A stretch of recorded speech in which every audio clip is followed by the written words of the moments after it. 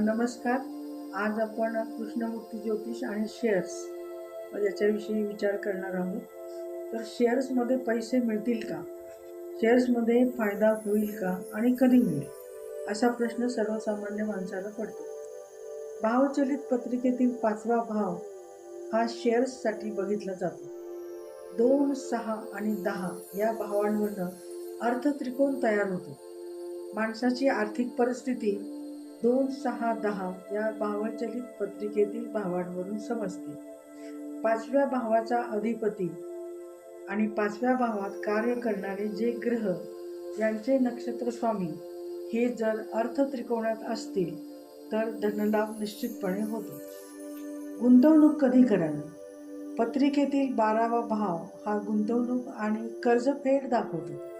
व्ययश म्हणजे 12व्या घराचा अधिपती हा जर किंवा 12व्या भावातील कार्यश ग्रह हे 5, 8 आणि 12 या भावांचे कार्यश असतील तर गुंतवणूक फायदेशीर होत नाही. ते अर्थत्रिकोणाचे कार्यश असतील तरच गुंतवणूक फायदेशीर ठरते. 12व्या घरातील 12व्या भावातील कार्यश ग्रहाच्या दशा अंतर्दशेमध्ये गुंतवणूक होते. फायदा कधी मिळतो तर 2, 6, 10 या भावात असणाऱ्या कार्यश ग्रहांच्या दशा अंतर्दशेमध्ये फायदा मिळतो. 5व्या भावातून गोचरीने व्यय म्हणजे 12व्या घरातील कार्यश ग्रहांचे भ्रमण होताना शेअर्समध्ये गुंतवणूक करावी. सर्वांनाच शेअर्स गुंतवणूक फायदेशीर ठरत नाही.